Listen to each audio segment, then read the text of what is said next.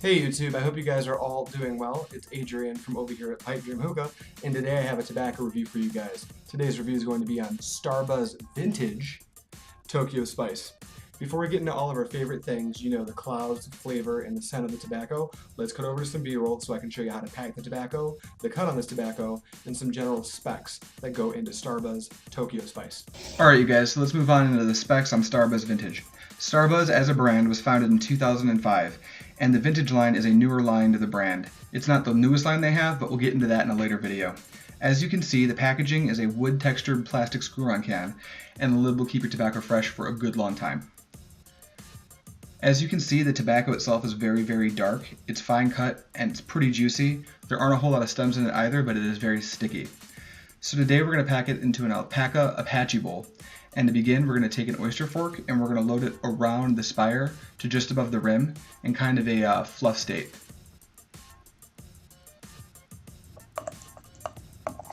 Now once you have your tobacco loaded all around the bowl like so, what you're going to start by doing is you're going to take your oyster fork and knock off any excess tobacco that's hanging out over the rim of the bowl.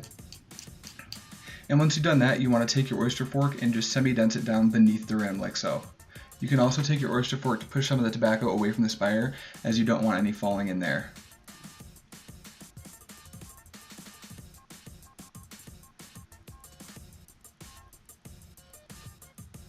Once you're finished up there, you can go ahead and take your oyster fork and knock any extra tobacco off the side again.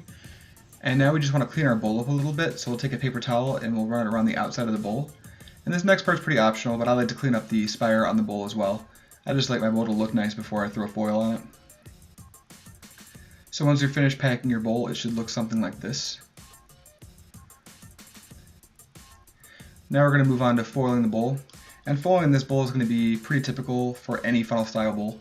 We're just going to go ahead and take one layer of heavy duty aluminum foil and we're going to put it shiny side down over the bowl. We're going to want to torque the foil down so it's nice and drum tight to avoid any foil drag or any air leaks. We don't want any of that in our bowl. And then we're going to go ahead and start the hole poking process. But first we can go ahead and run our finger around the bowl to create a nice airtight seal. We're going to do a 3-ring hole pattern like so. And you want your hole spaced something like this for a bowl that is this size.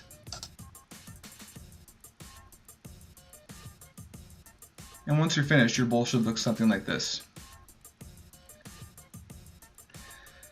The next thing we're going to do is move on to the setup we'll be smoking it out of today. To start with, we will be smoking out of the Starbuzz Atlantis Short.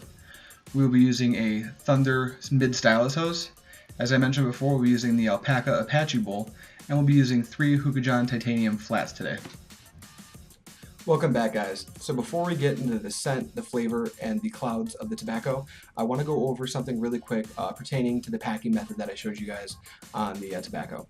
So as you saw in the B-roll, I did semi-dense it into my Apache bowl, and this is the way that I like to smoke it because you're going to get the most robust flavor and you'll be able to smoke it for the longest by packing it this way. The Starbuzz Vintage was actually in development for a very long time. I think it must have been a good 2 years that it was in development.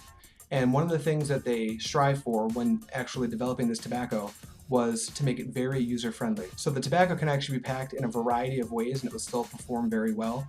You can fluff it, you can semi-dense it to the rim, you can semi-dense it just below the rim. No matter how you pack it, it's going to perform pretty well. You just got to be careful with the heat because it is a heat-sensitive tobacco to a certain extent. But if you don't necessarily want a really heavy, robust smoke, you can go ahead and pack it a little lower or a little less dense and you'll still yield fantastic results from the tobacco. Okay, so moving right along to the scent of the tobacco.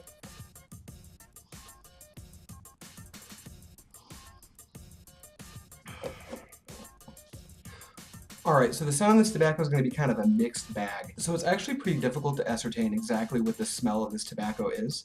When you smell it, you don't pick up any spice notes, which is really interesting since the tobacco is called Tokyo Spice. What you're getting is kind of this cocktail of different fruit scents. Kind of a citrus blend is what I'm picking up on. Maybe some lime and some orange. Not really sure, it's just coming together as a cocktail blend. And in the picture here, they do show a mixed drink, so I think that's actually what they're going for. With the scent in mind, let's go ahead and move to everyone's favorite thing. It's time to blow some clouds.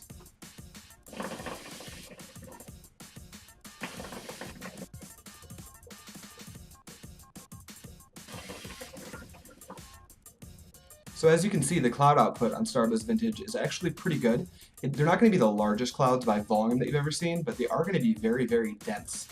On a 10 scale, I'm going to go ahead and rate these as a 7.5, as you will be able to get larger clouds with certain brands of tobacco, but these clouds are absolutely nothing to turn your nose up at. Great cloud output from Starbuzz Vintage. Okay, you guys, so let's move along to the most important factor when reviewing tobacco, and that's going to be the flavor profile.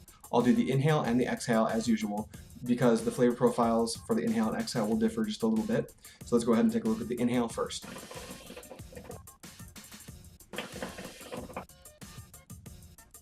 Okay, so much like the scent of the tobacco, it's pretty difficult to actually pinpoint a particular flavor in the taste of the tobacco on your inhale. You're going to get this cocktail blend of what tastes like citrus fruits. So I definitely think they are going for some type of an alcoholic mixed drink. I'm not sure what mixed drink they're actually going for, but it is a very pleasant flavor, and if you pack it the way that I packed it here, semi-dense below the rim, it's going to be a very strong flavor profile. I don't pick up any tobacco notes, I just pick up like a cocktail of citrus flavors like I said before. So moving on to the flavor on the exhale, let's check that out.